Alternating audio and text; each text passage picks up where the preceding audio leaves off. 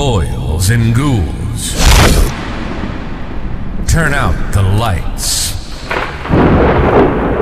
and keep the popcorn coming, because it's time for another episode of Fright Fights Podcast.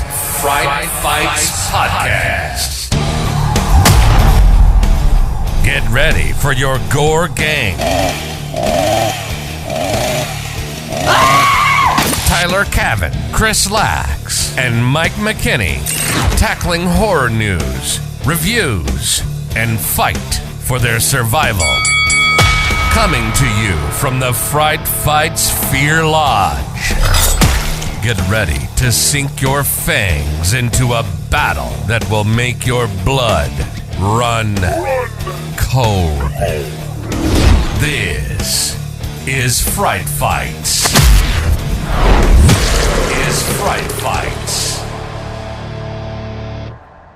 How's it going, guys? Welcome back to this very special Halloween episode of Fright Fights Podcast. We're doing something a little fun today. We're actually going to be doing a commentary for Halloween 4, The Return of Michael Myers. So this is the one right after the third one, obviously, that had nothing to do with Michael Myers, and this is his big return. I'm very excited about this. What do you think about this one, Chris? We've both seen it, obviously. Yeah, this was one of my favorite ones of the film of the franchise. I really like this movie, and this one is one that I caught on Monster Vision all the time as a kid. Yeah. But the reason we're doing this commentary though is because we can't really record a full episode for the podcast right now because October is the busiest time of the year for us. I am filled every day with doing a 31 horror movies in 31 days challenge. And on top of working full time and a family and everything, it takes its toll on me. I know for you guys as well, you guys got a lot of stuff planned during this month, as pretty much any horror fan does throughout this month. October is hectic for sure. Yeah. But so yeah, I'm really looking forward to checking this out. I haven't seen it in a while. Yeah, and I love this one. This was actually one that was on my list I wanted to revisit because I just remember being it feels very fall. I'm excited to kind of see how that kind of loops back in, because I absolutely love film set that feel fall and not just called Halloween, but it doesn't feel Halloweeny. And I know a lot of them actually do a very good job of it. Even back to the very first John Carpenter Halloween, it felt very fall. But there was something very nostalgic about this one that kind of really works for me. You know what I mean? Yeah. I think it has to do, for me at least, like I said, I watched it a lot on Monster Vision. Yeah. And I think that's what it is because anytime I would tune into Monster Vision, the Halloween 4 happened to be the one that was playing. And it always was the one that kind of stuck with me more than any other Halloween film. Well, sweet. So how this will work, I'm excited to revisit it too. What we'll do is we're actually, if you wanted to tune in at home and watch along with us, it'll still be fun either way, but we'll go to do a countdown from 5. And when we hit 1, we'll go and hit the play button and get started on it. And we'll just chat through it, talk about some of our favorite moments, and hopefully relive that magic of kind of fall that Halloween's known for. So that's gonna be awesome. You ready, Chris? Yeah, I'm ready. I am so ready for this. Here we go. And 5, 4, 3, 2, 1, and play. And we are hit right off with a nice little October 30th, 1988. And I think this is what really sets that fall tone you were talking about, is it really starts off just showing the neighborhood and the Halloween decorations and the falling of the leaves and everything. And that's what really makes it feel like Halloween time, I think. Oh, yeah, for sure. And I think that this one does a really good job of really feeling like the Midwest too. Some of the other Halloween films doesn't feel necessarily like it's super Midwestern, which is the point of Halloween. But this one does feel kind of like that small, sleepy town kind of vibe. And everything about it just screams like Halloween in the Midwest, which is exactly what you want. We're greeted you right off with a bunch of abandoned areas of just dead trees, jack-o'-lanterns, people decking out their household areas with Halloween stuff. Very farmer, So it does feel kind of like that sleepy town kind of vibe, which is something that Halloween, you kind of want that feeling. I mean, when you think Halloween, no matter where you're from, I feel like you think immediately to that kind of like Midwestern kind of town. I feel like the killer could have been a killer scarecrow, and it would have fit perfect with the tone of this film. The unmasked Michael Myers, it's actually just a scarecrow in there. Yeah. Now this one was returned for Michael Myers because of the failure of Halloween 3, and Halloween 3 didn't do well at the box office. It was critically disregarded from, a good movie, and everybody just wanted to see Michael Myers. So they finally decided to be like, "Hey, we got to do something. Michael Mhm. is something we can put in the movie and make money off of it. Let's do Return of Michael Myers." I mean, just such an iconic character. Those first two movies are unmatched for sure. And the third movie I know has a place in a lot of people's heart nowadays. I love the third movie. But I mean, I'm definitely a huge fan of the fourth movie just because of how the vibe is. It feels completely different than the first two, in my opinion. To me. Patient pickup and transfer to Smith's Grove. You're late. And they're always transferring them. Like Michael Myers is always getting transferred. There's always an issue where they need to get rid of him or something. So this film is no exception to that. Yeah, it's weird because in the first movie he escapes from First time here, huh? Smith's Smith's Grove Sanatorium, and then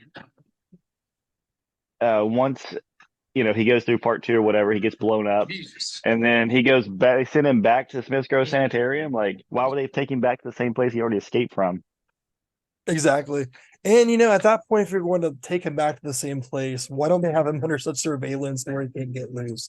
But they never learn their lesson, even in the later films, and he continually escapes some way, shape, or form.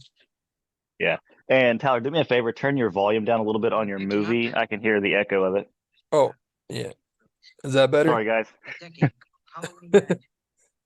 I can still hear it, but I don't know why it's a little off. But Yeah, I turned it down a little bit more. Hopefully that isn't too bad on your guys' ears. yeah, like you were saying, why do they have to transfer him out on Halloween night? Like, wouldn't that be the time they want to lock him up?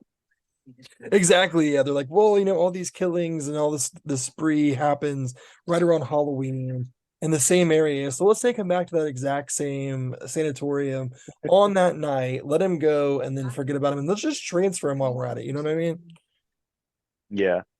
And I And do love this scene. It does feel very, this is extremely, it has an 80s-esque quality to this that I really love. It almost feels very reminiscent of the cinematography of like a Nightmare on Elm Street would be in a weird way. So they're definitely nailing down their format. They're nailing down, how the rules of this. yeah. So how many years later is this movie set from the first Halloween movie? Because Halloween 1 and 2 take place on the same night, which would have been 1978, right? Right. And this one talks about what was that date again? It was October of 1988. So it'd be about 10 years. So is it literally supposed to be 10 years? So 10 years from the day that he got blown up in the hospital, he still has bandages over his head from the burns. Yeah, I never thought about that. It has been 10 years. Or maybe he's just constantly having to be bandaged now. They just don't want to see him, You can't see the face. Yeah, they got to figure out a way to, because he can't have the mask on like while he's laying in the hospital bed. That would be that'd be too ridiculous. Right. And I love how that music kicks in. So just as he's being transferred, we see music kick in. We see them going on a very stormy October 30th night. Watch it. Safely say that Michael Myers is now in your hands. Yeah, well, I guess you're happy to see him go. I've always thought that the mask on the front cover of the VHS and the DVD and stuff always looked completely different from the mask we actually got in the movie. Eventually. Yeah. Right now, he's pretty much looking like a mummy.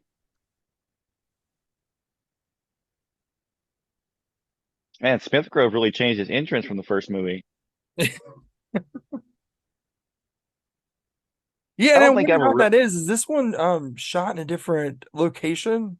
I don't think I ever looked or realized that this one took place at Smith Groves for the opening scene. I just thought it was like another hospital.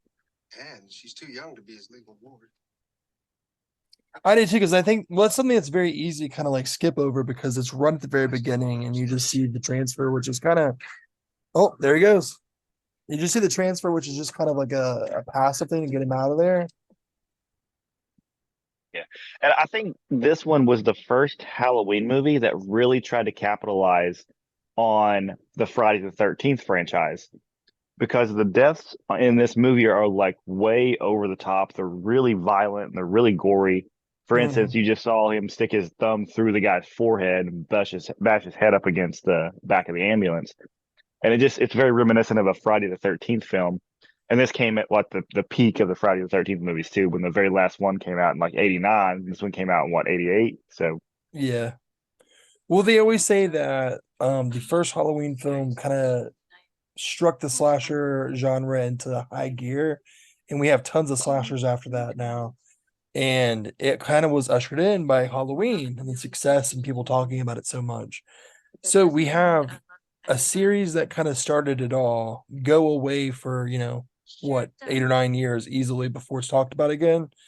And well, I mean, we have the third one, but that's not necessarily a slasher. Um, but by that point, we had already had how many slasher movies come out after Halloween? So it's just kind of like they invented the slasher, they perfected it, and then they let it go. It was successful, and then a decade later, they're trying to come back into it. So obviously, they have to almost catch up to their own genre they created, subgenre. You know what I mean?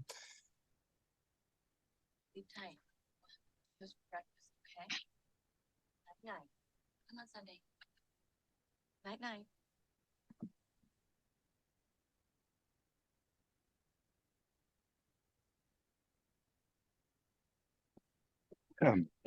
Danielle Harris, this was one of her first theatrical, like her first film roles, I believe. She'd only done television roles up until this point.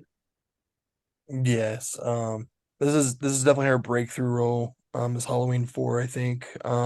That's what most people knew her from, is the first couple Halloween films that she was in.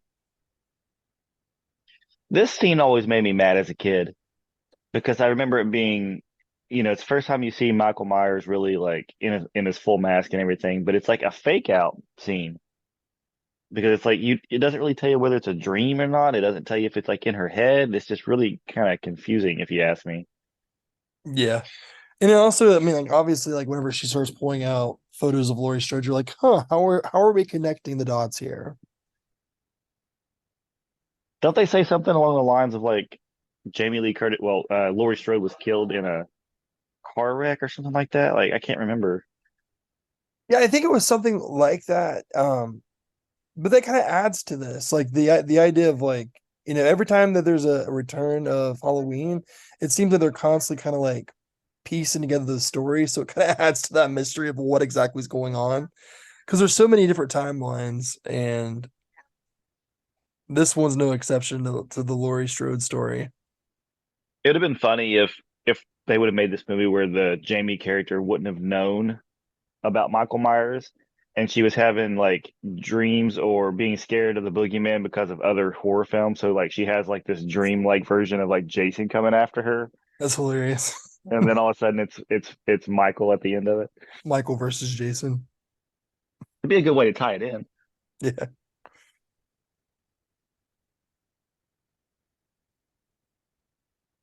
But yeah, this was actually, even though it's kind of a fake out scene and everything, this was kind of an intense, scary moment, like a legit scary moment of him just appearing and like setting up from behind the bed. Well, yeah, and it has that kind of like kinder trauma as well, because it's just like a little girl in her room. So it's just kind of that curiosity kind of the peaks. But also, I think we have to say something about the mask that appears in the scene, because it definitely looks different than the first two masks. This is the first time they kind of created a brand new mask from scratch, and it looks completely different. I mean, whenever I was a kid, I was always very confused. I'm like, why does the mask always look different every movie? See, I don't think it looks that bad. It's not a bad looking mask. It's just you can tell they're different.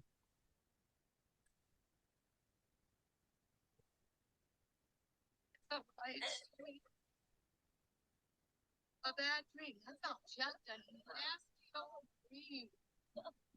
I've got you. Listen. Yeah, I never really understood the whole dream thing because she wasn't really dreaming. Yeah.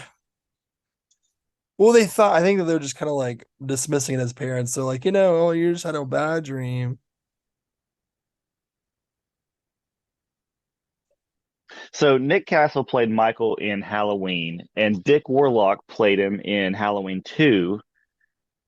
And so who played Michael in this one? I can't remember. Let me double check that. In Halloween, apparently there's theories out there to how many Michael Myers as they actually had, which I think is interesting, and it makes me wonder, like, is there like homages throughout the films, like Halloween 4 or 5, so on and so forth? Are there different people wearing the Michael Myers mask? Yes. Oinker for dog? You suppose Susan could just bring her crutches?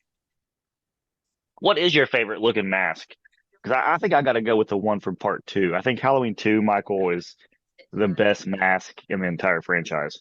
Real quick, it's Tom Morga and George Wilbur, which George Wilbur. both played the shape in this one. Okay.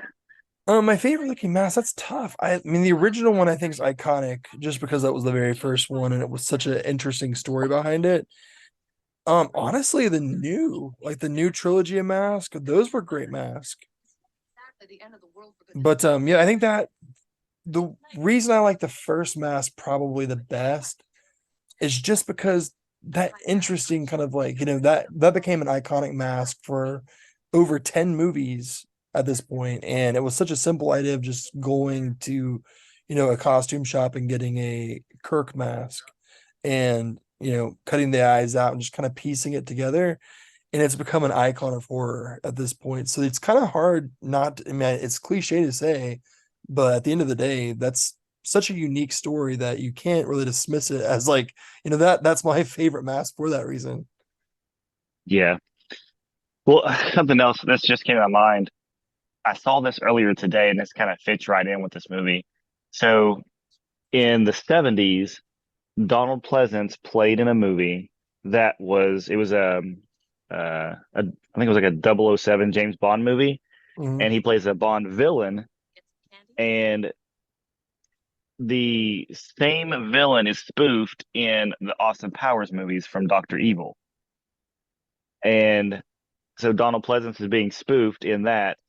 Austin Powers is played by Mike Myers. No way. I mean, I think that's kind of funny. Like he's being spoofed in a movie where the main character is named or is played by an actor, Mike Myers, and just thought it was kind of funny. I saw that today. And Oh wait, no, I just made the connection. I was like watching this and listening to you both. Yeah, that is funny. There's Loomis. There he is. Loomis with his burned face, which is not very well burned after being exploded in a hospital. Yeah. Well, I mean, I think at the end of the second one, everybody is kind of shocked that the guy actually, made it. I mean, it's pretty apparent that he doesn't make it. Yeah. Is it this one or is it part 5 where Loomis is like angry the entire time and he's just like, Michael. Oh, part Jamie, 5. come here. Isn't that the one with the entire gas station movie. where he runs right to him? Like he's like a very confrontational Michael. I think that's this one. Oh, is that one coming up in this one? Yeah, because I think it's where because Michael has the bandages on right now and he goes and he gets the outfit from like it's not a gas well, it's kind of like a gas station, but it's also like a car repair shop. Yeah, And he gets like the one of those overalls movies. and stuff from him. And this is the one that has the picture of Abraham Lincoln in the background. That it's like right over top of Dr. Loomis's head. A Have you really seen the fourth. Honestly, the fourth and the fifth movie, Dr. Loomis is just very confrontational with Michael. And it's weird because he's like, I understand Michael. He almost has this kind of like soft spot for him. But at the end of the day, he's like, this man is pure evil. I will kill him at all cost. Oh, yeah. Now I remember the scene. I was getting the two confused. This was another reason why I thought the movie was more violent, is because they show the aftermath of like the car wreck, and like to me it just seems much more violent just to see the incident afterwards than just to see an initial like attack and then cut away and never hear from it again. Like if you came across that car wreck right there, you would think that something horrendous happened, you know? Oh, yeah, for sure. It's over. Leave it alone.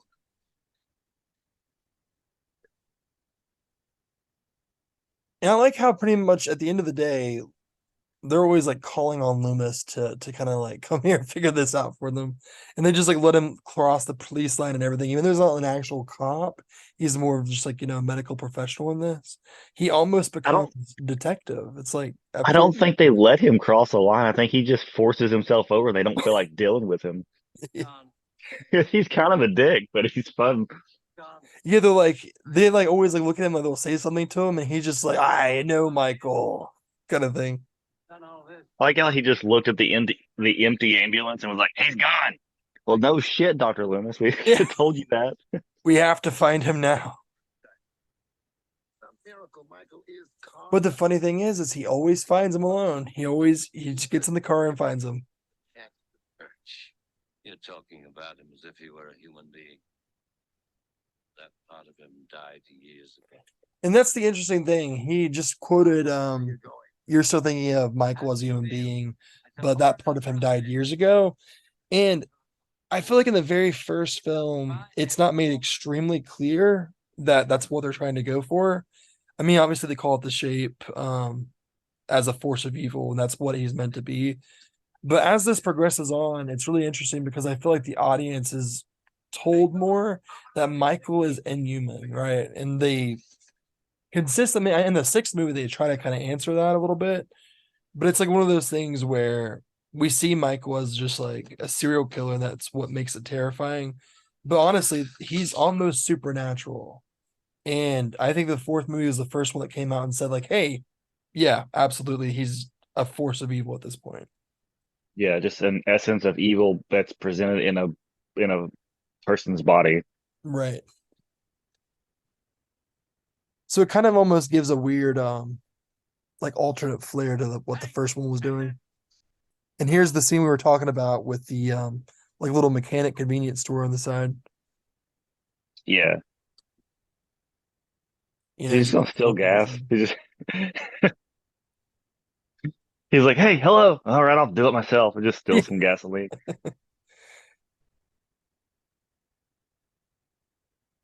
Essentially, we're saying that Loomis just consistently has a lot of petty crimes he does throughout the series.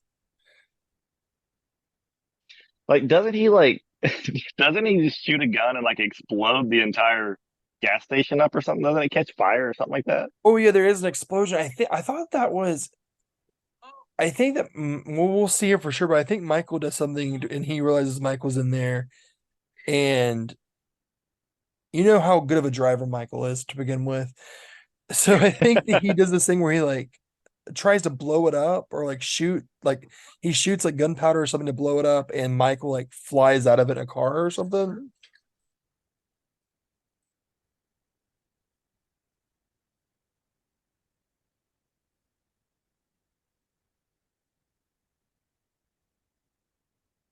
I wonder if he had to practice that walk. Oh no. There's that picture of like Abraham Lincoln everywhere. Like it's just funny that there's like 8 pictures of Abraham Lincoln on the wall. They're like, let's go ahead and allude to kind of our history. And they're like, well, all I can think of is Abraham Lincoln. Let's just put a bunch of those up. Also, something that's really interesting is there are multiple people here and they're all dead, but no one has seemed to figure out what's going on until Loomis gets there. And just so happens when Loomis arrives, it's the guy that he's been looking for, Michael, all along. So I think that's kind of funny too.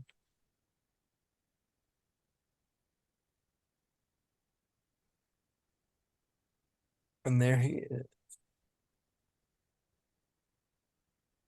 I know. But and you don't go to heaven. I really think that Donald Pleasant's character here is like the main thing about this movie that everybody loves, or at least like the franchise itself. Like, yeah, Michael's awesome and everything is to root for, the villain, but I mean, I really like watching the movies for the character of Dr. Loomis. I mean, yeah, Dr. Loomis is certainly one of the major parts of this. I mean, even more, I think he has more screen time than Laurie, and he can has more screen time than Michael himself.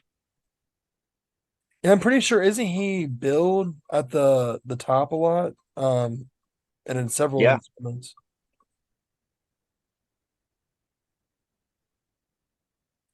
So I think for sure it's Michael! I think for sure it's like one of those things where he kind of is the star. And then here comes the explosion, I think. Yeah. Still kind of unclear how that explosion happened. Yeah, I tried to shoot him 6 times. There she goes. Now, if you were a detective, wouldn't you think that like Loomis would be the main suspect in this situation? Honestly, whenever Loomis is around, a lot of times like shit hits the fan. So it's just like maybe he should be like suspect that he's Michael at this point. Maybe Michael's just misunderstood and it's actually Loomis. That would be an interesting storyline to explore. Jamie's uncle's a boogeyman. Yeah, redo the scene from the first movie. And kind of here's what I'm alluding to as well whenever I was talking about how it felt very Midwestern Halloween. They all have their Halloween costumes on. You can tell it's very 80s-esque. It feels very small town.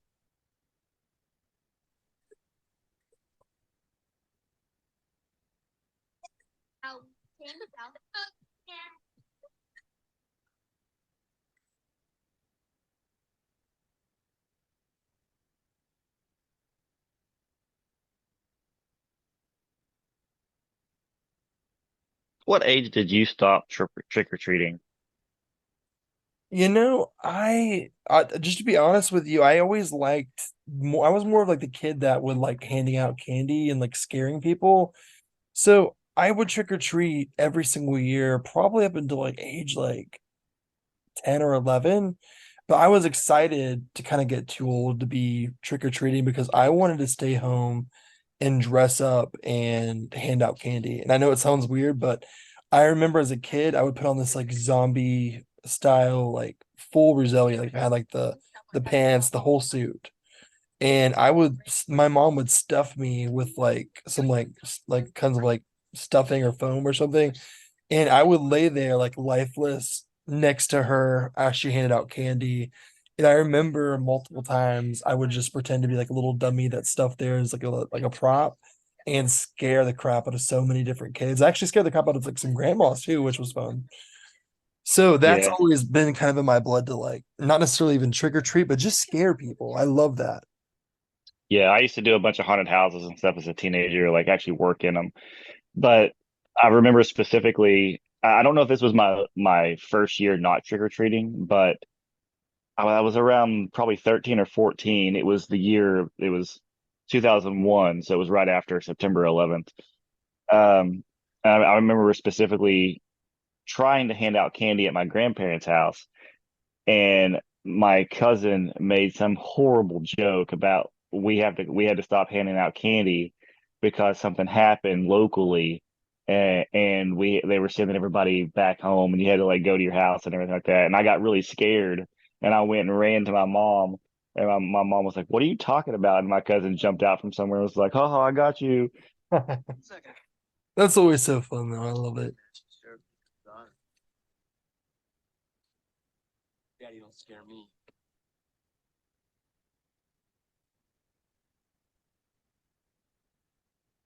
But you know, something I struggle with now that I've gotten older is I think I'm desensitizing myself to the point like where I remember Halloween for me, like watching Halloween, Halloween 2, Halloween 3, 4, all honestly, all of them. I can't think of one that didn't scare me as a kid to some degree. And I think it was like the thrill of like wondering if it was real and wondering what if this was me, like did it happen to me. But now as an adult, as I still have nostalgia for them, no doubt. But I have such a hard time finding something that truly scares me, you know? Oh yeah, I was never scared as a kid of horror movies in general. There might have been like one or two that I was scared by, but I don't really remember. It was mainly as an adult. I'll find one, and that's really scary. But usually it's like a ghost movie of some sort. Like slashers don't scare me. Nothing scares me except for ghost films for some reason. Well, yeah, I think there's something very atmospheric about ghost films a lot of times too. It kind of has that a completely different vibe because it takes it from something that's real to like supernatural, which is interesting. I also think too, it's where everybody's probably had their own little like ghost encounter of some sort, you know? And so you can relate to it, and it's something that you can usually you're alone when you have some type of ghost experience. So the fact that you watch a movie and something like that could happen to you is the scary part. For sure. But yeah, slashers never scared me. I was always intrigued by just how creative the death scenes were and how interesting the character killer was. Well, see, at the time I was watching Halloween 4, I was And nudity. yeah, oh, yeah, for sure. Oh yeah. And at the time I was watching Halloween 4 a lot as a kid, I remember I was watching Nightmare on Elm Street, and that was the one that always would get me. You know, I would watch Halloween if I wanted to feel very like kind of like spooked out, or if I wanted to like kind of get the atmosphere of like spooky Halloween. But Nightmare on Elm Street, there was something about it that was like Freddy got funny later on. Like he cracked some jokes and that was fun to watch. But those earlier films especially had that very weird kind of like you can never avoid sleeping. You know what I mean? But it kind of relates to this because it's very, this is right in the middle of October. This is October 31st. We're at the oh, sorry. Oh, there goes my mouse.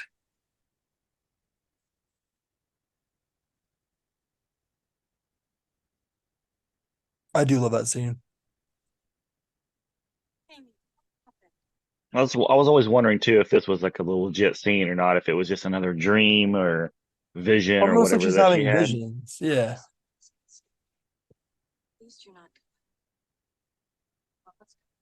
And here's my interpretation of that. I feel like she is seeing him, and I feel like she's not dreaming, but the adults are kind of dismissing him. And that's something to do with, I think, kinder trauma again. The adults don't believe you, but it's real to you. You know what I Oh, I forgot about this scene. mean? He looks so pathetic with the dirt all over his face. That old man can't walk hardly.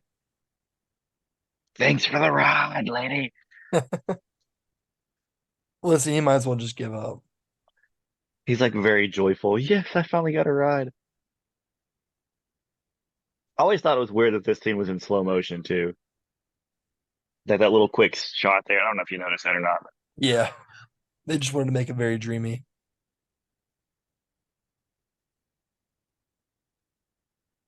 How long was that car parked there for that scene? There was like a bunch of oil on the road behind it.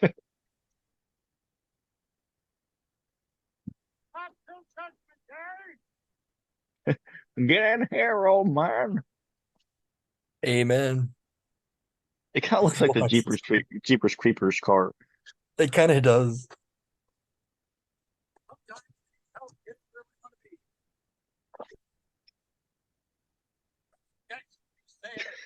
Okay, he just looks at his hand. God's country, promised land. Not today. Loomis. How do you feel? They should have had this character come back at the end of the movie and like be the hero of the film. Honestly, I would go for that. Like, could you imagine like Jamie getting ready to get killed by Michael, and him showing up and like hitting Michael in the head with a shovel and like grabbing the girl because he reminds me of like the old man from like Home Alone that carries the shovel around. Yeah. Like hits Honestly, Michael they in the could be head the with the same shovel, person. and just takes Jamie and is like, "Come here, come with me, little girl. I'll save you." And then turns out he's Michael Myers. Well, he could take he could take her away, try to save her, and then it would be sad because he's the hero and you like him, and then he gets killed by Michael at the end of it. You know, something I'm waiting for at this point is when we have multiple Michael Myers, we have like 5 or 6 different ones. Well, that happens in this movie. And that is true, yeah.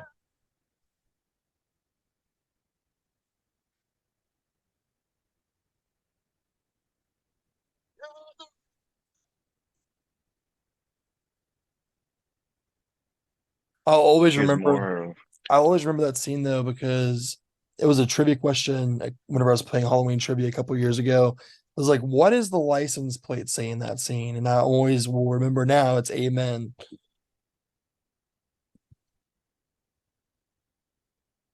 This is something too, is they don't do this nowadays, but trick or treating is always at nighttime back in the 80s and 90s.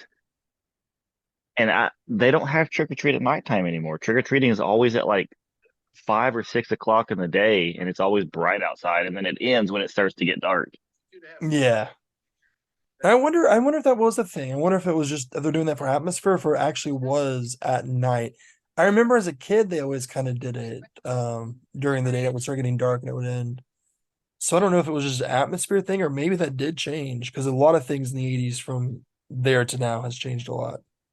Yeah, I remember in the 90s, throughout the 90s, it was at least, I mean, my memory could be off a little bit, but I remember trick or treating at nighttime, and enjoying that. And I don't remember it ever being in the daytime. I mean, it makes it more fun for sure. What was it? Didn't tell him to drop by about 8. I should call my back. Rachel. Okay. Bye. Come on, Jamie. You're good to miss all the good candy. I like how they had the reference of the first movie with her wearing that clown costume. Yeah, I think it further kind of validates the fact that she is connected to Michael directly.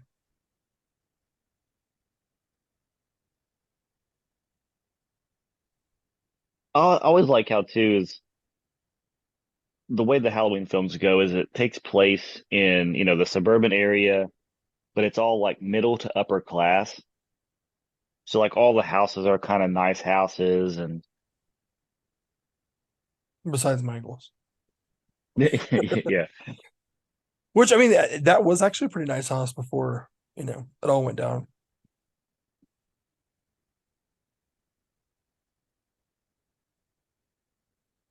There's Michael, little baby Michael.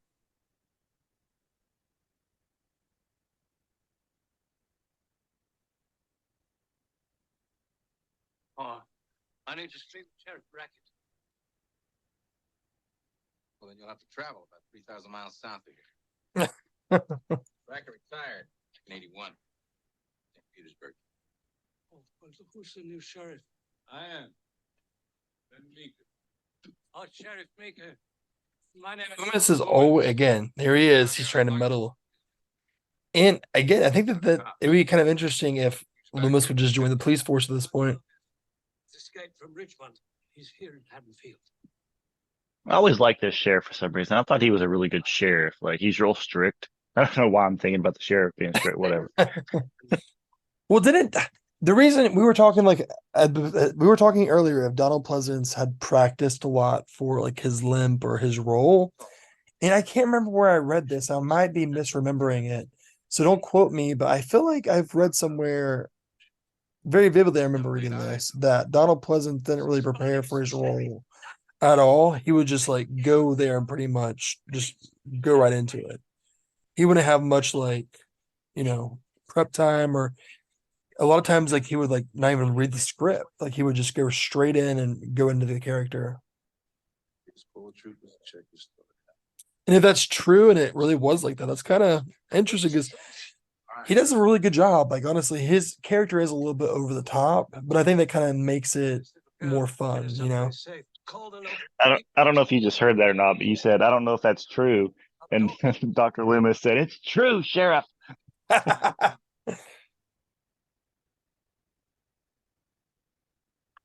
like that they created their own town with it. Like, Haddonfield is its own essence. When you think of Haddonfield, it's instantly Halloween and Michael Myers. And I'm curious if they're going to do something with that related to the news with the Halloween franchise being like a TV series by Miramax. Oh, I 100% think that'd be the case. Because if you're making a long form television series, let's say like 8, 10, 12 episodes, at the end of the day, it's going to have to focus strongly on Haddonfield. I could see it even being called like Halloween colon, you know, Return to Haddonfield or something. What I'd really like to see him do is the show would be called Haddonfield, and you would have it be like the Halloween 3, where the town itself has like a bad presence or a bad evil that lurks over the town. Mhm. Or even if they had like the guy that runs the factory where the masks and everything are created to kill all the families and kids, and one of the masks just happens to be a Michael Myers mask. So it'd be like focus point would be the Halloween 3 story, but then each episode wouldn't be like just that. It would be like episode 2 would focus on the character of Michael Myers puts the mask on, and that's how he became Michael Myers. And then episode 3 back to like another mask they've created with a different story and how that person's evil now because of the mask that they put on. But ultimately Michael would be the main focal point. Like that'd be kind of cool. Well, yeah, that'd be fun. And I mean, that's basically the plot of a Stephen King book waiting to happen. And I mean, a lot of different series that focuses on longer form content or books, it is more to do with the town than it is the main character. So I could definitely see Halloween going that direction 100%. Thought you were different from other guys. Oh, I'm different. And I mean, I wouldn't be surprised if what you just said comes like, very close to what the television series is. Jamie?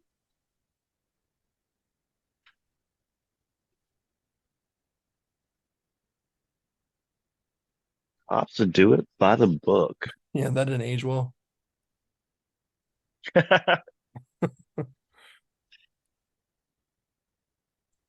Always in Halloween movies, and I kind of respect it because, it makes them more atmospheric, but they always light the jack-o'-lanterns outside. And I have to admit, I've never truly seen like a lit jack-o'-lantern just being left outside all night. I don't think I have either. I mean, like we have that where we live, we do have that Autumn Fest where they have the pumpkin house and they light them there, but they're fake lights, they're more like synchronized music lights.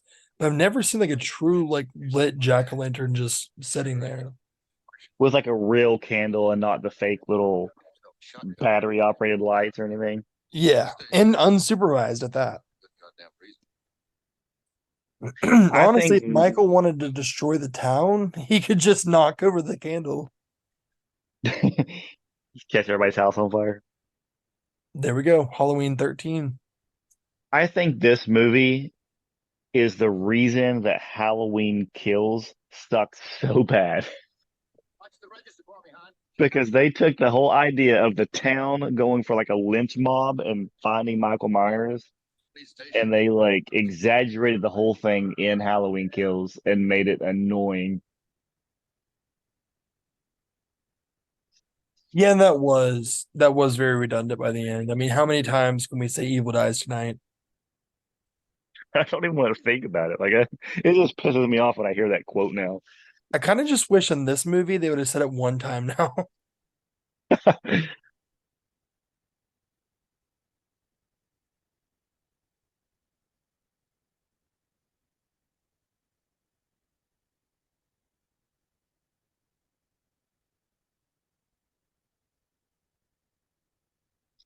No bat allowed. Is that what that sign said? I didn't see it.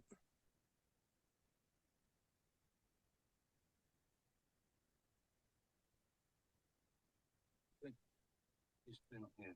do you know? This is another shot from the original Halloween as well, where they go to Michael Myers' house. They see the dead dog. The rock is thrown through the window. They're looking at papers, reading something. Stay here in case the family gets back. Right here, Ben. Look sharp, you understand? No problem.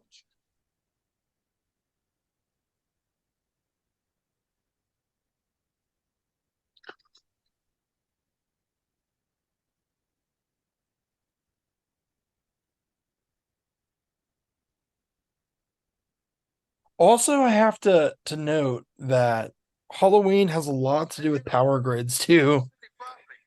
I There's was getting several ready to Halloween say, movies. there's a shot just like this in Halloween 6 with the Transformers and everything. Yeah, and Halloween Kills, I think, has a big shot. There's like 3 or 4 movies that has a major shot at a power grid. Oh, good old Bucky getting ready to die.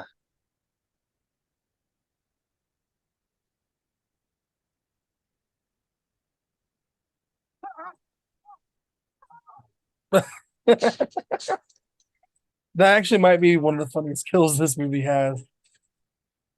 Michael just picks up Bucky and throws him.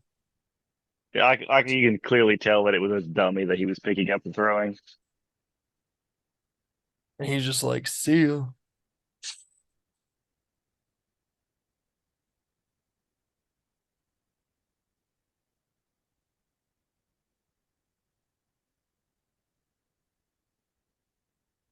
I wonder if he had this planned. If he was like, well, now my next step is to go to the power grid and throw somebody into the power grid. Yeah, he has this like kind of like whole plan in his Like head. a He's like, well, checklist. yeah. Step 1, find the car. Step 2,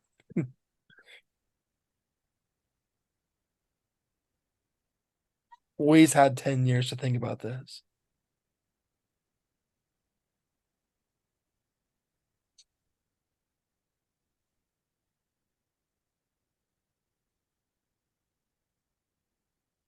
I like how Jamie and Rachel character like walk through the neighborhood now, and there's like nobody outside, like not a single soul walking around the neighborhood but those two. Yeah, I love that. I love how it doesn't matter how loud they are, no one addresses it. They're just all asleep in their house.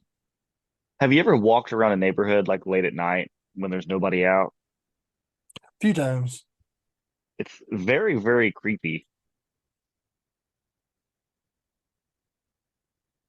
And there she is.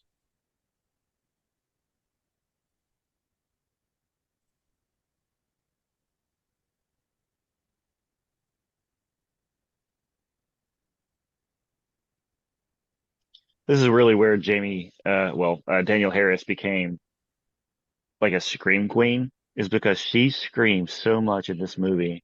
Oh, I remember. It's you can never forget it. And once you see it once, Jamie? but honestly, for her age, she kind of pulls off the role pretty well. I think they did a good job with casting. I wonder if they named her character Jamie because of Jamie Lee Curtis. Yeah, you think that they like want to like we're trying to like kind of like replace the character Jamie Lee Curtis with this character named Jamie. They were like, well, we can kind of have an homage to Jamie Lee Curtis, like character that way.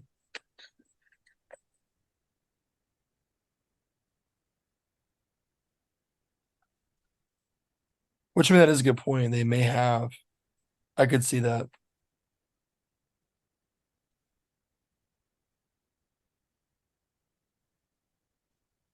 But you can watch this movie, Chris, and kind of look, and it kind of looks like every town. Like, you know what I mean? Like, I feel like I've seen these houses before. It does. It looks like the houses that were on my street when I was a kid growing up. And I think that that was done. I mean, I really truly think it was purposeful. I don't think that, I think they were very meticulous in selecting the filming locations. I think they very clearly wanted to have that look of Fall in the Midwest. And I've seen it in interviews where they talk about how meticulous they looked. Even when they were in Pasadena filming the original Halloween, they were like, we were driving around trying to find the Midwest, in Pasadena. So there's always been a very big thing about Halloween to try to find that.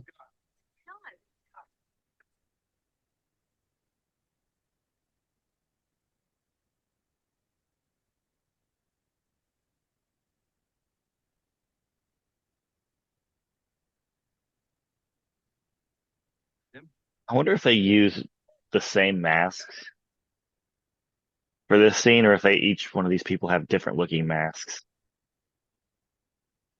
Mm. Well, they all kind of look the same.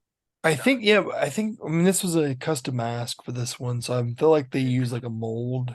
They may have like very slight variation, but I think that generally they're struck to be about the same.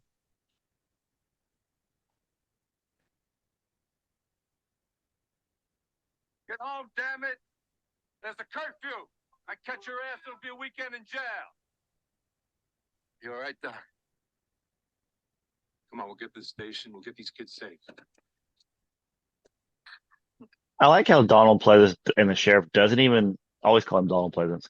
Dr. Loomis and the sheriff doesn't even tell them what's going on.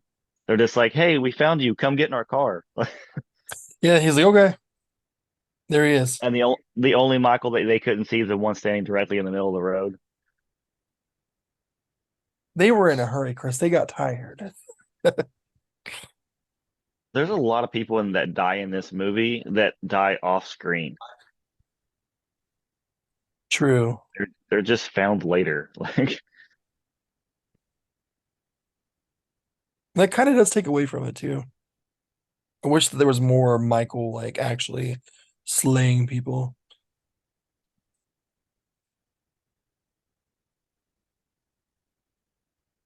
see, I'd like to have seen that scene right there where his arms gets cut off. Hmm.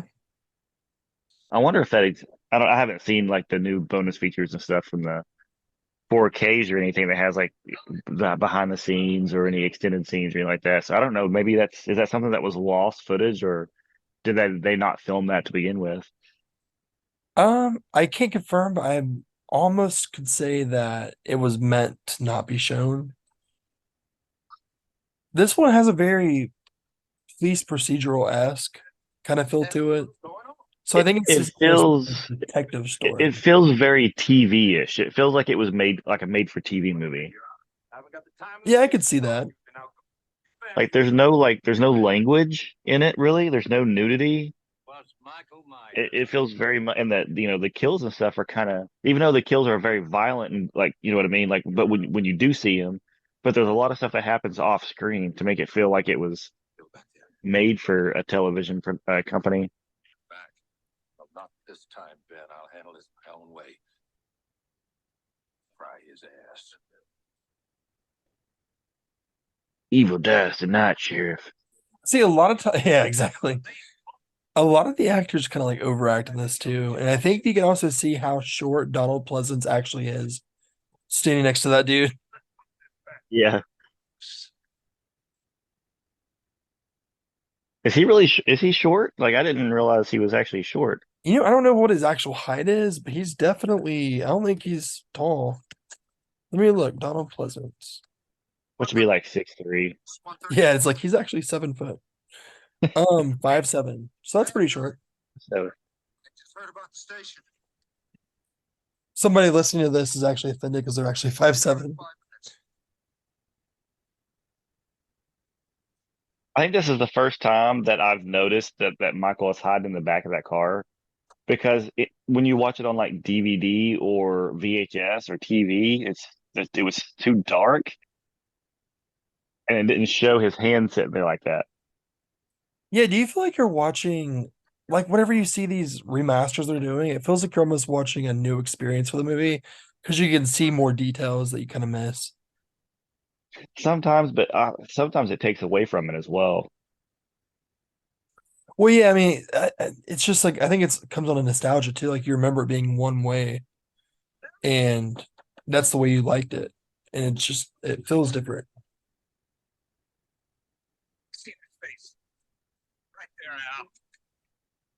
Right there in the bushes.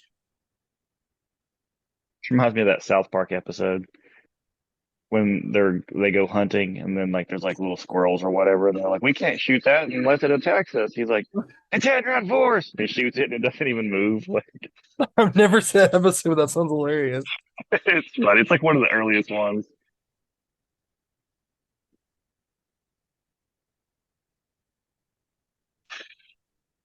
Honestly, I would say they're shooting at absolutely nothing at this point.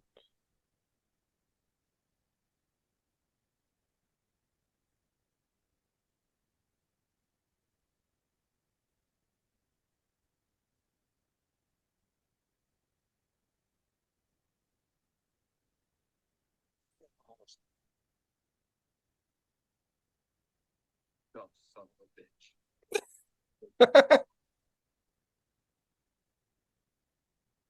I think that was the one line of dialogue that was language. Oh, Chris. Here comes another horror. I never will forget when you and Mike did the commentary for Halloween 2. When you got to the hot tub scene, I'm sitting there listening to it, and you're just like talking mid sentence, and all of a sudden it's just complete silence for like 8 seconds, Dude, and it then Mike gets me comes every back on, time. and Mike was just like, boobs, and then you all just continue talking as normal again. It was funny.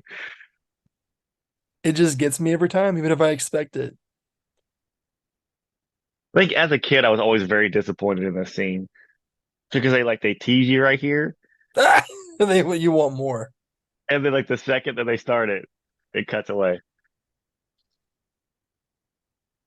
You got to keep that PG-13. Yeah, PG-13 for this R-rated movie. Exactly.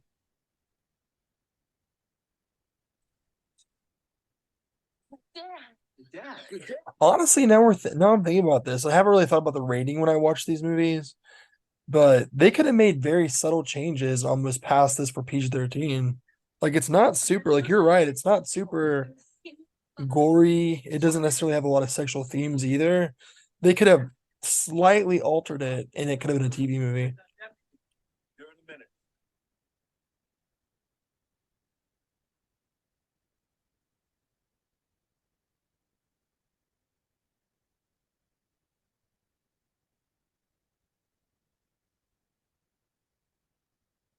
You should take your sister upstairs, first door on the right. Dad, what's going on? Kelly, I want you to close and lock all downstairs windows. Why? Just do it. Close the radio. Right through the kitchen, you'll see the basement stairs. Ray, do you know how to use a gun? Oh, yes, sir.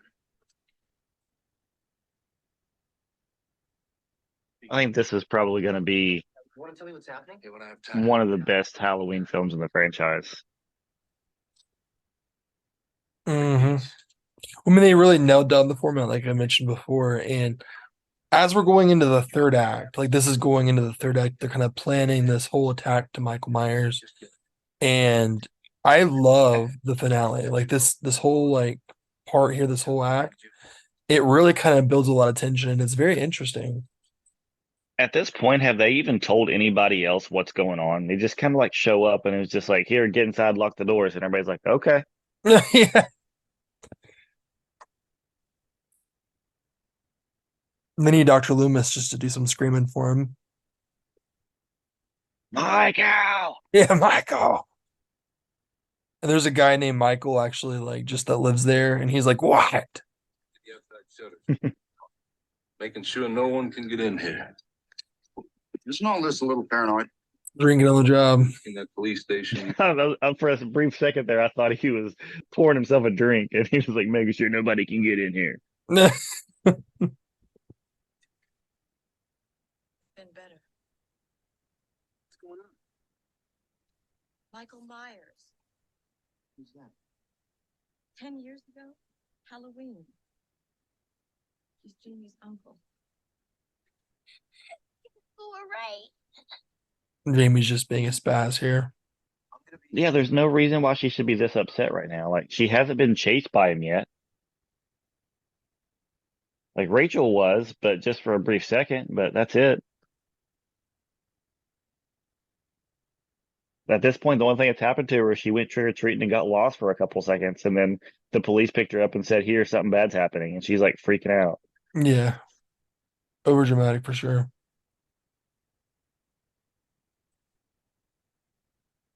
I like how his character carries a gun. And then when Michael Myers takes the gun from him, he doesn't even use the gun. He uses it as like a knife. He stabs him with it. He's like, how do you use this thing? Oh, I know. I do like this guy's character. I think that his scenes are just very, maybe I don't like the character as much as the atmosphere his character goes through, because I love these scenes where he kind of like is like wandering around the house and you're wondering what's gonna happen next. Yeah, I was gonna say I think it's the location that he's in because I'm always interested in this entire part of the movie to begin with. Everything that happens in this house is always really interesting because they have to like Michael chases them up like three flights of stairs and like through up on the roof. And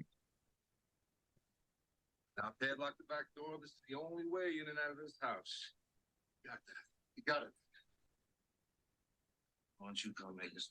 It's kind of a quick movie because I mean, like I said, we're cruising into the last act here, and not a lot of like resolution happens. It kind of just all leads up to this like grand, like he's coming for us. We need to get ready, kind of thing. he's heading right for us. You got to watch that South Park episode. It's funny as hell. You have to send that to me for sure. It sounds funny.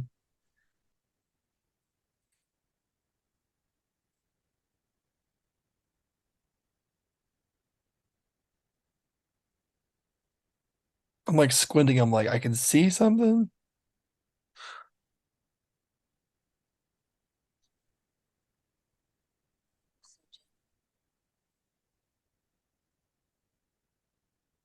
How's it powered? Batteries. I planned a generator for the house next week. I wish I hadn't wait. This is Squawk 790 Haddonfield, broadcasting on the state police emergency frequency. Can anyone hear me? No, Sheriff, we're all dead. Yeah, exactly.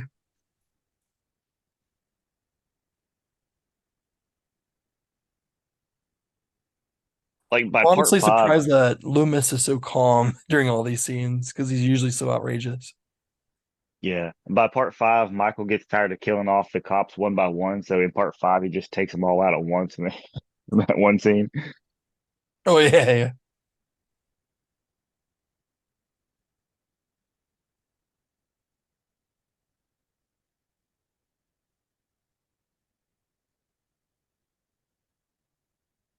That's actually another fun piece of trivia that people could use for Halloween trivia. Is like, what's the girl shirt say? And cops do it by the book is the answer. Yep.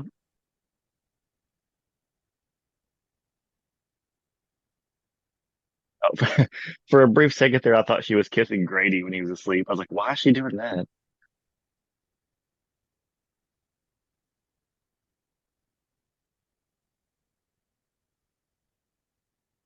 Finally, that iconic music is starting to kick in.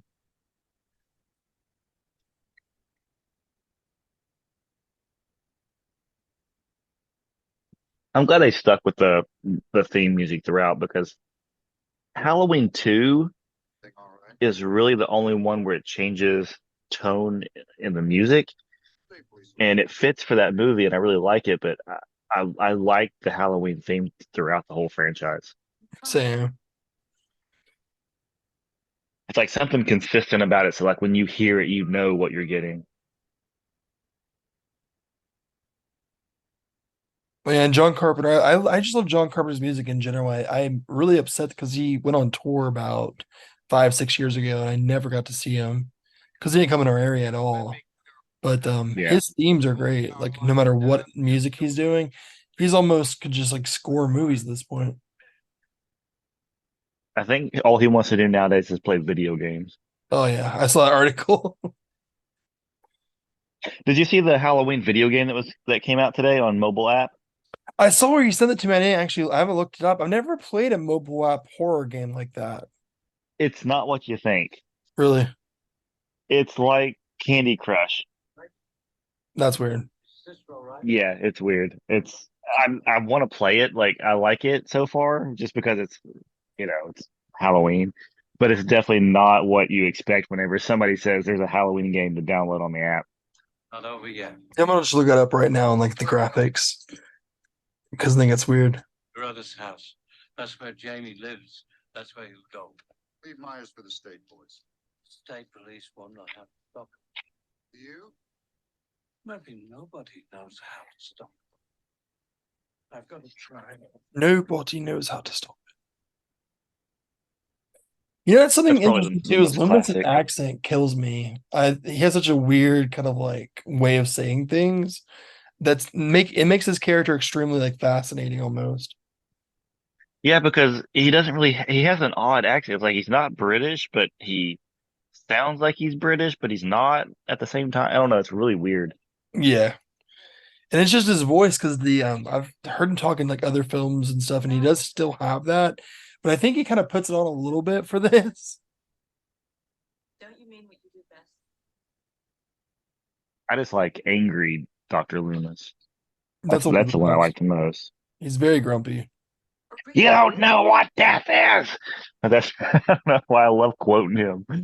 I just feel like that guy would beat you up. Like he'd just be walking down the street and remotely resemble Michael, and he would be full on hands thrown.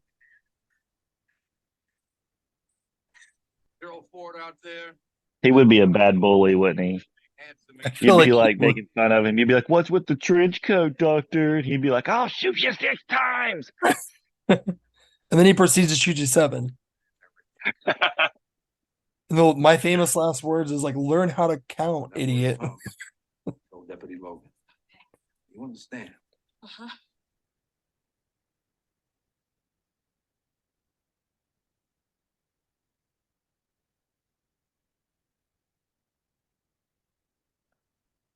Tell him Gateway. I doubt I'll be back. This part here, I feel like I don't know exactly. So I'm not getting all the dialogue here, but I feel like it does. I've always felt this way. It just goes on just a little bit too long. There's a little bit too much prep. Yeah. They get everybody into the house and they have to get everybody out of the house. And it's really weird because like Jamie's character, she falls asleep in the car, and then they bring her to the house and she falls asleep on the couch, and then they put her in the bed and she falls asleep in the bed. And if she was she's just also like so tore up and so upset, and they just continue to know that there's a mass killer that just so happens could target all of them, and they just leave everybody alone in places at all times. And I want to know if like at midnight on Halloween, does Michael just stop what he's doing and just go back to like hiding out till next year? It's like Santa Claus. It's just like he has that one night and then he plans the next. Yeah. That'd be a funny concept. Like gets ready to kill somebody and like gets the knife up and the clock tower like nearby is like ding ding. He just drops the knife and like walks away. You know what that reminds me of? The Purge. You know, like how that one scene in The Purge, whenever it's about ready to end and they have a couple seconds left, and the alarm goes back off, and they're like, crap. I've always liked this shot here where it shows like what you think is the sheriff sitting in the chair, and then it Oh, turns yeah. out to be Michael and he's holding the gun. Yeah, if this is the first time you see this movie, I think that it's definitely like one that makes you kind of like jump. There's the iconic music. Again, he's got the gun and he doesn't use it. He stabs her with it.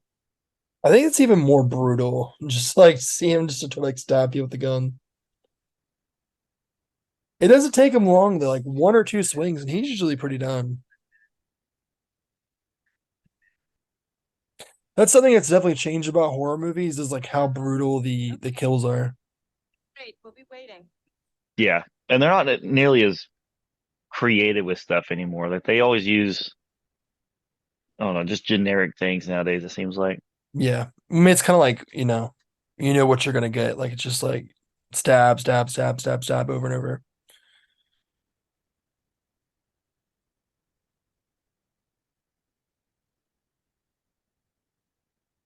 Deputy Logan?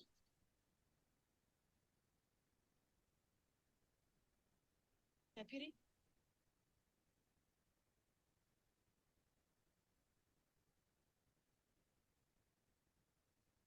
But she didn't see him there a minute ago. God, even his severed head had a double chin. I do like the cinematography. I know obviously this is shot on film and that kind of grainy look to it with the point of view shots. It's always fun. Anytime you can move your camera around the environment, it always makes it a lot more interesting. That's my Oh yeah. baby. And they say like always like motivate your shots. And that's something they always do in this is they motivate the shots to where it's not just like talking heads. They're usually always moving and doing something. The key? I don't know. You gotta look the other way. Damn it, it's metal. What does that mean? What does that mean? It's metal. What does that mean? What is it? There he is, shoot him. That would have been a totally different movie. That would have been hilarious.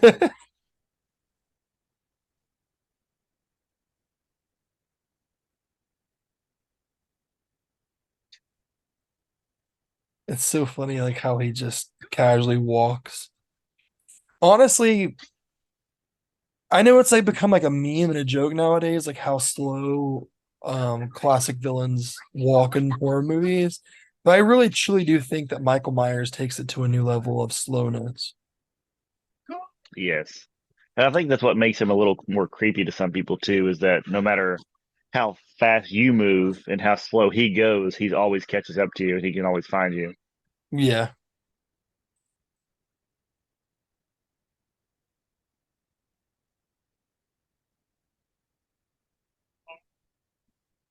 Oh, that hurt.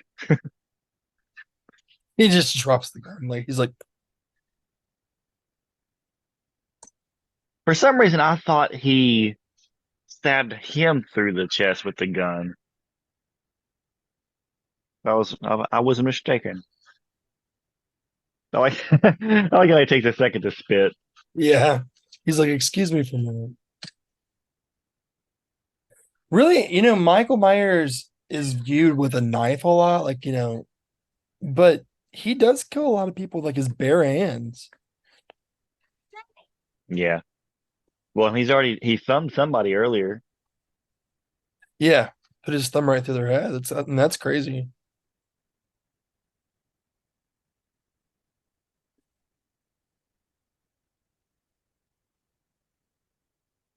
Uh-oh, Jamie's on the move again.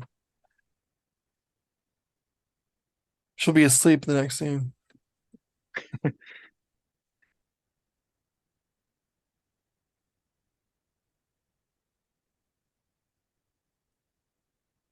There's that classic knife. Love it.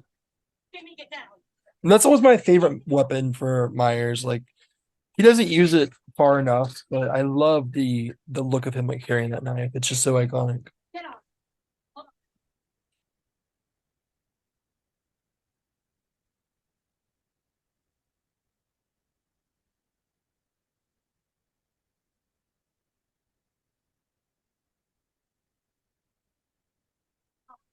That had to have been hard to film with her on her back like that. Yeah, I wonder, are they actually on the house? Like, are they actually on a real house or is it like set? I'm assuming it's a set, but it's still like trying to climb up something with I mean, how old is Jamie in this movie? She's probably like what, 12?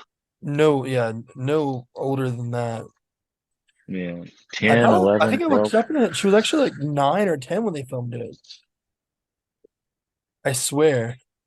Yeah, she could be 9 or 10, yeah. But still, I mean, like my daughter's 7 and I can't like really pick her up. So She's going full Yoda here.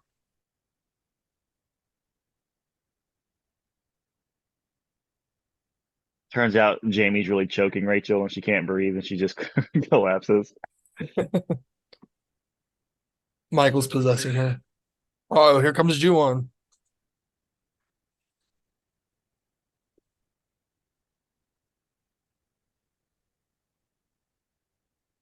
The set kind of works well for this stuff. That is a set because it's so like stark and there's no background at all, just blackness. Kind of Yeah. adds a definition of like fear.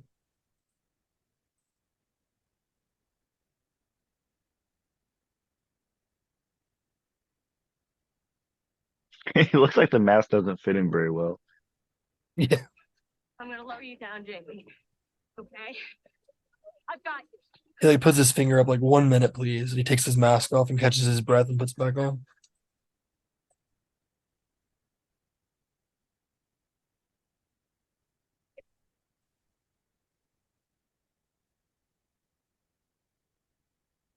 Well, I mean, she's got her.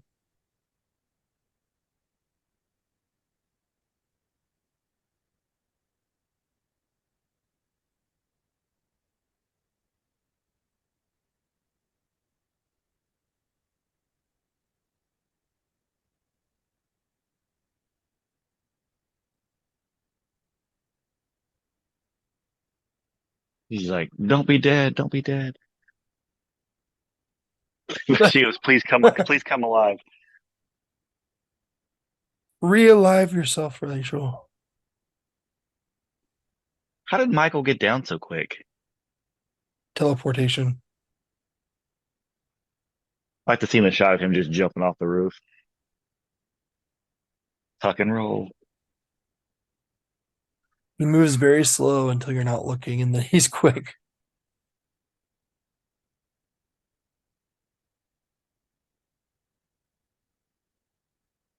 I They like do the a very fog good they job of use. like, yeah, I was gonna say that. They do a great job of like smoking the place up really nice. And it's kind of weird because it's outside. So it's just like I feel like that would be very intricate to do. Yeah.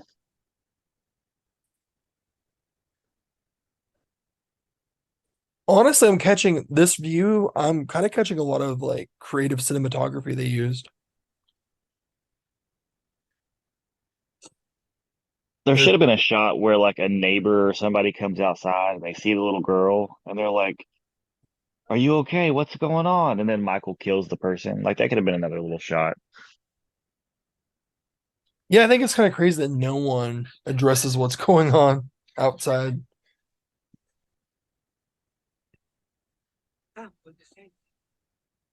You look out your window and see just some strange old man taking a little girl down the street. Be like, oh, okay, time to move from this neighborhood.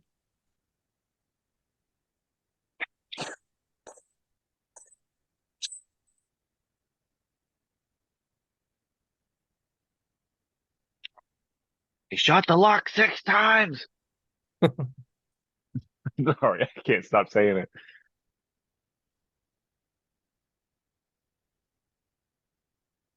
I do like the vibe of this scene too with the school.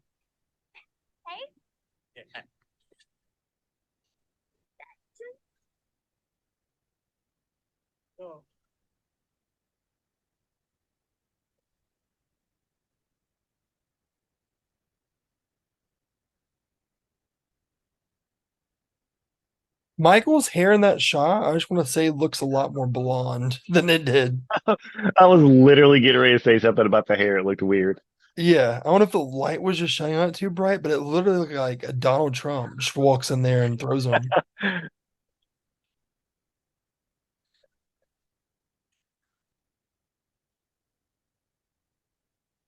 Love that shot. Look at that dude. I love that. If it was like Donald Trump, he'd be like, "I did not kill anyone. It was China."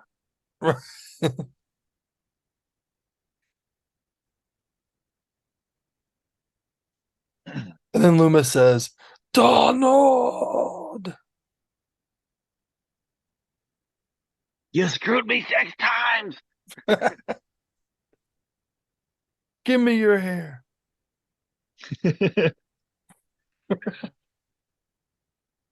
I like how Michael just stands around in certain places and just waits for people to find him before he like walks after him. Yeah, and It's like, honestly, they kind of do more damage to themselves running from his slow pace than what they would if they just didn't panic. Because he moves the speed of like a tortoise, but they like see him and scream and then erratically start running, and then they like trip and they fall and they like do stuff, and then eventually get like injured to where he can catch up with them and kill them. you know how he has his checklist for events that he has to do first, like throwing somebody through the transformers and everything. I wonder if he has a list of stuff he can and can't do. Like one that's like, um, you cannot move until someone sees you. Yeah. When you swim, just lay on your back and hope for the best.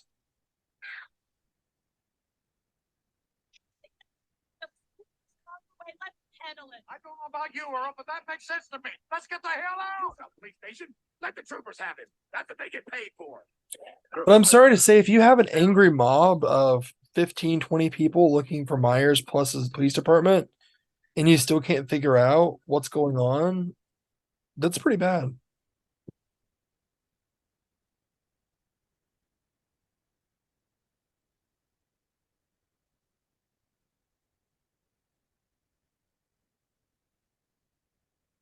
This scene coming up right here always reminded me of Ernest Scared Stupid.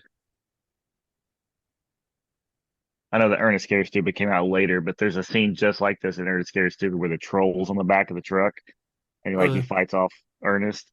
Thinking about It's like the that's a exact movie same I've thing. never seen that I always have had on my list, but never. I mean, I have a copy of it. yeah. Oh, it's one of the greatest Halloween movies like ever made. I mean, Especially if I you know like the character. If you like the character of Ernest, then you would yeah, love Ernest Scared Stupid. I know it has its cult following. Like people love it. I love it.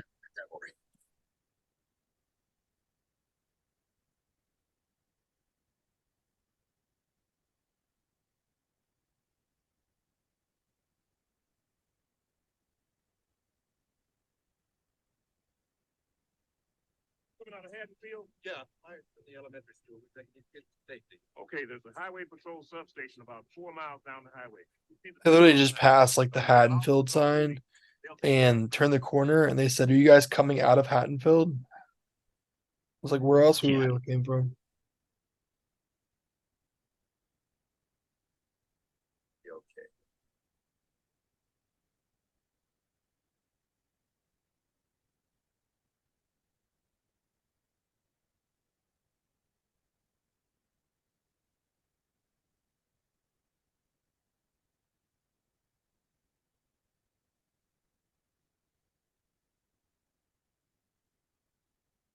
So like was Michael just like dangling from the back of the car the entire time?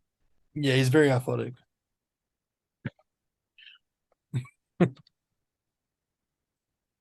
Like he literally has to pull himself up from outside the back of the truck. Like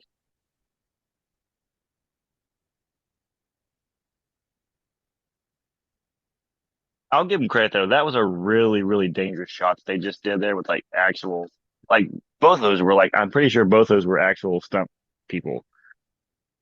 Well, yeah, and when they were doing like stunts, at this time, a lot of times they actually, they had to do it. They couldn't really rely on CGI or like markups to where they could at least fake it a little bit. So they were, I mean, stunt doubles back in the 70s, 80s, even 90s had a very dangerous job. I mean, they still have a dangerous job today, but especially then.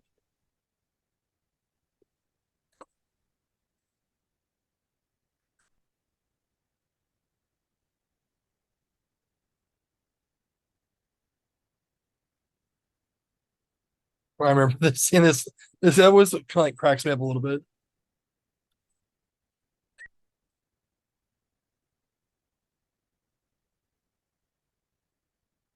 He's Whee! getting thrown from side to side.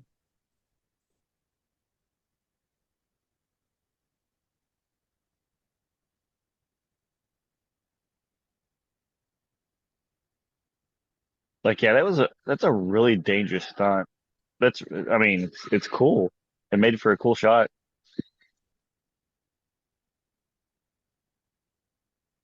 Hello.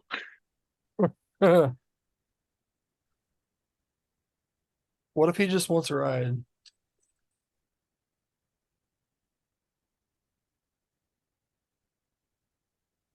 He's like, I just want to give you back your wallet. Yeah. Die.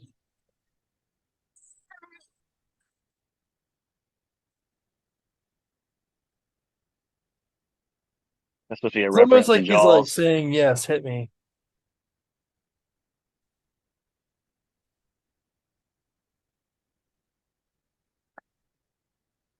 I just want to know how they got in part five, how they were like, oh, he fell down this hole in the cemetery. Underneath it is a well that leads to the local river that like Oh yeah, I mean, your guess is as good as mine too. I wonder about that all the time. Jamie, I want you to stay right here in the truck. and what is it with is it the Halloween series that started this where it was like if the killer was down and you if he was considered dead or whatever, but you just touching him, he comes back to life. Are you all right? Oh yeah, Are you all right? and this happens Because with if you Michael remember, very commonly. yeah, in part two, if you remember, when he's in the hospital after he like breaks the window and like gets shot, he's laying there, and then like the sheriff walks over to him and it's like, checking him out, and Dr. Loomis is like, "Don't touch him!" And then, like, the second he touches him, he comes alive and kills him.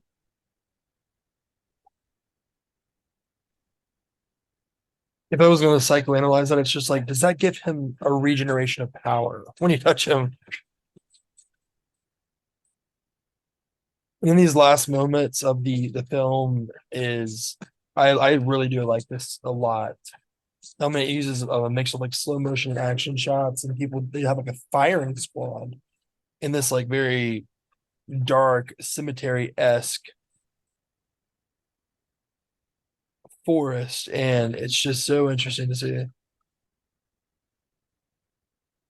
and fun, really.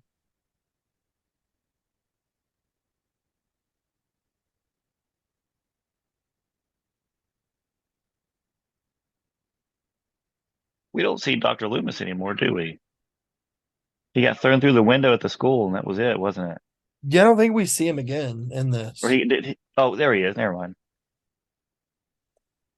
It's over. Yes. Michael Myers is in hell. Buried where he belongs. These kids are like they've survived this ordeal. They'll survive its memory. I'm going to take Jamie upstairs. Stay with Rachel. Come on, honey.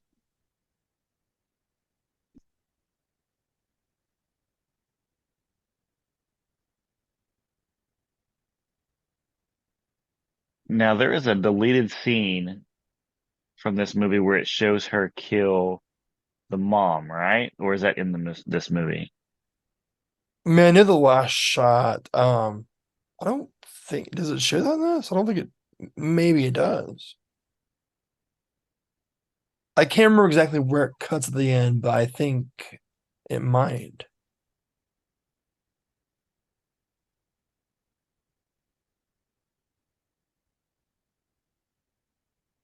I think there's a deleted scene that shows her kill her when they didn't use it or something. I can't remember. Maybe I'm mistaken it with something else.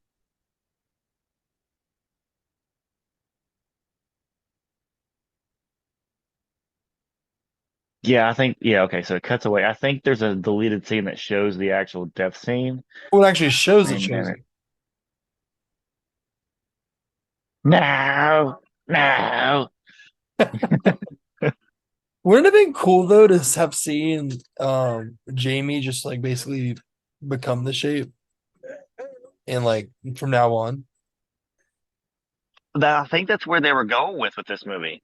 It kind of it seems that way for sure. I mean, it's right there. I mean, it's kind of just it tells you that's where they're gonna go. But it, I mean, like The it evil does. it passed itself over, yeah. Kind of like what they did in Halloween Kills or Halloween Ends, sorry. Yeah, and that's it. Donald Pleasance, Ellie Cornell. I kept thinking of who that was. I remember I've seen her at a couple conventions and I could not remember the actress's name. Ellie Cornell as Rachel. Yeah, I never George had P. a chance to meet Wilbur her. as Michael Myers.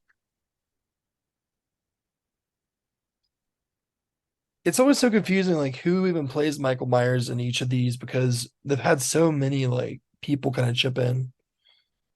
Yeah, like I can remember the names. Like if you were to say, "Hey, do you know who George P. Wilbur is?" I'd be like, "Yeah, that's the guy that played Michael Myers in Halloween 4." But if you said who played Michael Myers in Halloween 4, I cannot remember his name whatsoever. Yeah. Well, one thing about this, I love the introduction of like Jamie's character and what they're trying to do with it. I feel like it fell short at the end though. Like I think I think it's a great ending, but I do feel like they need to have a little bit more connectors between the two. You know what I mean? Like what's driving her generally. But overall, I mean, like it gets the point across at least. Like I still feel like I understand the point and it's not like cheaply done or anything. So it's still successful, but I would have liked to see a little bit more of that. But didn't you I get the just want, feeling of like October? Like it felt very October. yes, and I just want to point it out real quick. There's the property master for this movie was named Bucky as his nickname, so he got a credit in the movie and also a character named after him.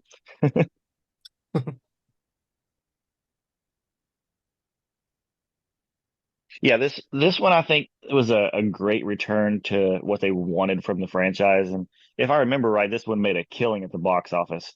That this one just like overproduced what they even expected. And they knew exactly what they wanted. They knew what needed to be done, and they nailed it, I believe.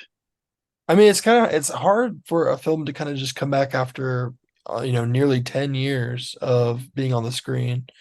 And I mean, I think they did the best they possibly could do, bringing it back so long after. They introduced characters in a way that still connects directly to Michael Myers. You know what I mean? So they didn't try to like leave that story of Michael Myers. He's still there, but they add to it. And that's what you want in a sequel, really. So I think that this one encapsulates a perfect like formula of what Halloween is. You know what I mean? I would have liked to have seen a little bit more of Michael Myers like killings instead of just like allusions to that. But I mean, besides that, there's really not much to complain about. It's still a lot of fun.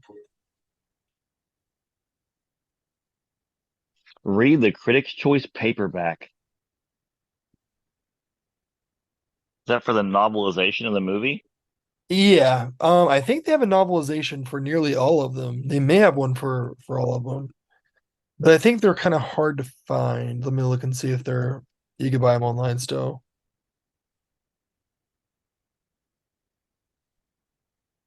Yeah, I actually it's kind of interesting because I love collecting horror paperbacks. I've kind of slowed down, but I still have like a huge selection of them.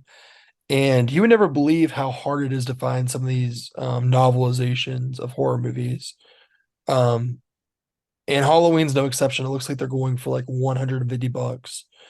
So if you find a this is kind of a tip for Fright Fights listeners. If you find like a horror paperback novel that has been adapted from a television show or a movie, and it looks like it's from like the 80s, 90s area, I would pick it up if it's only a couple bucks for sure.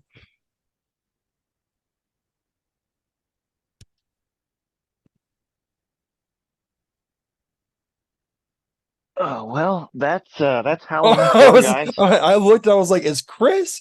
It's kind of funny because like we're both in like dark rooms while I watch this, and I was like, is Chris like here? Is he fucking with me? Like, is he gonna like put a mask on? Is he looking at me right now?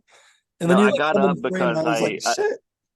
I took the movie out of the Blu-ray player because it kept doing like the Halloween movie or music like over and over again, Oh yeah. and I didn't want it to bother us talking on here at the end of it. But Try to fall that's asleep. Halloween 4. Try to fall asleep without playing constantly. I I've have a done that a question for couple you, times. Tyler. Yeah. And so, and maybe some of the listeners can answer this as well. I have the Blu-ray box set of the Halloween franchise, like the 15 disc set, the expensive limited one. And I'm watching Halloween 4 here, and I got the Blu-ray of it out. And the special features on the back of it says an audio commentary with actor Ellie Cornell and Daniel Harris, audio commentary with director Dwight Little and author Justin Beam, and theatrical trailer. Now, when I put this disc in, the only special feature available was the theatrical trailer. Is the audio commentaries on a different disc, like a second disc or something in the box set? Yeah. Now some of the audio commentaries, if I'm remembering correctly, because it's been a while, but I think some of the audio commentaries are actually on the disc with them, but there's actually a bonus disc that should be in there. It's tucked away. And people actually kind of get mad at Scream Factory for this. Because instead of making like its own little Blu-ray case for bonus features, or maybe just putting two discs in each of the like little slips, they actually tucked it away in Halloween 2, Rob Zombies. So if you open up your Rob Zombie Halloween 2, there's a bonus disc that has about, I think it was like 7 or 8 hours of the bonus features. So I'm But wouldn't you put guessing, those listings on the back of that DVD instead or a Blu-ray instead of the this one? Like I open this up and I expect there to be a audio commentary in this set, and there's not. It's on a yeah, that different is disc. It's kind of bizarre. weird. Because I think that maybe some of them did have the commentary on the extra disc. And again, I think it could be down to where Shout Factory, it was their first really like big box set, and they were still kind of figuring it out. So there are some inconsistencies with, is it on this disc? Is it that disc? And apparently there was an audio issue. Remember that for Halloween 4? Yeah, There's like which little things, but that's a great set to have for sure. yeah, I it's would say pick up, but it's unavailable. I think Halloween 4 is one of the best in the franchise. I mean, it's not my favorite, but I do like it, and I think it's one of the best, but not the best. I'll be honest with you. I mean, it's not my favorite either, but I'm right there with you. It's up there. Like it's here he comes, here he comes, here comes Michael. Honestly, it's kind of terrifying, Chris. Just because of the dark room and the white light, it reminds me just like what we had just watched. Which mask is that? So this is going to be one of those really, really cheap. I think it might be from maybe Rob Zombie's Halloween, but it's like one of those online things where you get them like really, really cheap for like a deal or something like that. Like they give you $5 to spend, and then you get 10 items for free for spending $5. Yeah. Honestly, I think it's not horrible. I basically got it because it was so cheap, and I just wanted it on like a display. So Yeah. Well, nice. I mean, I'm glad that we watched this. It's one that I've always loved. And the fifth movie follows a very similar kind of aesthetic, but it doesn't hit like the fourth one, you know? yeah, yeah. I think the fourth one was the way to go, and I wish that they would have continued making movies this simple and this good, because they go on with part five being a little bit of a different storyline with Jamie not being able to speak the first half of the movie, and the the overall like it kind of starts off with the Thorn era with Michael being controlled by somebody else, and then Halloween 6 going in the same direction, and it just seems like the more complicated the stories got, the worse the movies got. Yeah. They try to do too much, try to get too far in with it. Yeah. Which I mean, I kind of appreciate. That's kind of like what David Gordon Green's remake of Halloween was trying to do, kind of go back to the roots and say, hey, if 40 years later, if none of that's ever happened in between, let's strip it back and just show, what Laurie Strode and him would be doing. You know what I mean? So I do respect it for that. But again, Halloween 4 hits. It's just the one. Yeah. So what does everybody think about Halloween 4? So if you're listening to this, definitely let us know on the Facebook page. Like and follow our Facebook page. It's Fright Fights Pod, and make a post on there or send us a message and let us know. And or in the comments of the actual post here for this commentary. You can follow us on Spotify and Apple Podcasts, Google Podcasts. Also, if you are on the app Slasher, you can find us on Slasher as well, Fright Fights Podcast. Um, and yeah, just let us know. Send us a message if you have any questions or anything. Or if you just want to tell us how awesome you think Halloween 4 is, we will talk about it on the podcast. We'll read your comment or your remark on the podcast. For sure. And I had a great time. I mean, it's a blast through commentaries, and we'll be back with our regular show here. Hopefully within the next, 2 weeks or so, we'll have another episode out, and we have some really cool stuff coming up. So I think that you definitely want to keep an eye out for that. Yep. So thank you guys for listening to us, and hope you enjoyed this commentary, us talking about Halloween stuff while watching Halloween 4. Happy Halloween, guys. Ooh.